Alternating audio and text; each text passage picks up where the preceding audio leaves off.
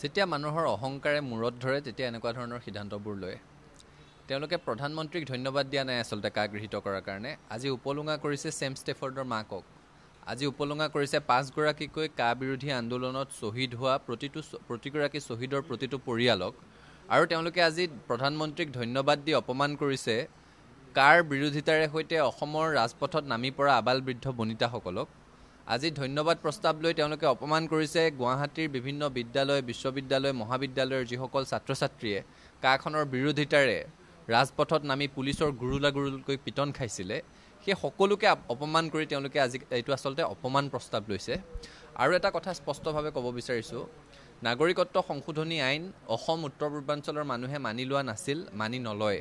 তেওঁলোকে প্ৰধানমন্ত্ৰীক ধন্যবাদ দিয়াৰ লগতে প্ৰধানমন্ত্ৰীক এইটোও সোধক যে কিহৰ কাৰণে কাখন উত্তৰ পূৰ্বাঞ্চলৰে ইনাৰ লাইন পাৰ্মিট থকা জেগাসমূহত কাখন বলবৎ নহয়, কিন্তু ইনাৰ লাইন পাৰ্মিট নথকা জেগাসমূহত কাখন বলবৎ হয়।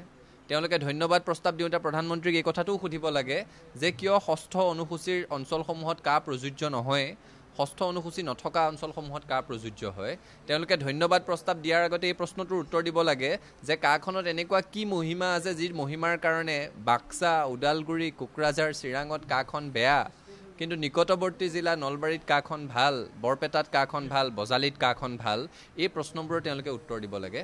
আচলতে অসমৰ মানুহ খুব এক যুক্তিসংগত আৱেগত ৰাজপথত নামিছিলে।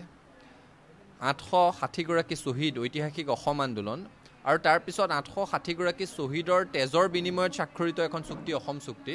অসম চুক্তিত স্পষ্টকৈ লিখা আছে যে গোটেই দেশৰ কাৰণে যিখিনি সময়ত নাগৰিকত্বৰ ভিত্তিবৰ্ষ 1948 আছিল, অসম চুক্তিৰ জৰিয়তে অসমে 1971 চনৰ 24 মাৰ্চৰ মাজনিশালৈকে অহা সকলো বিদেশীক অসমত স্থান দিছে।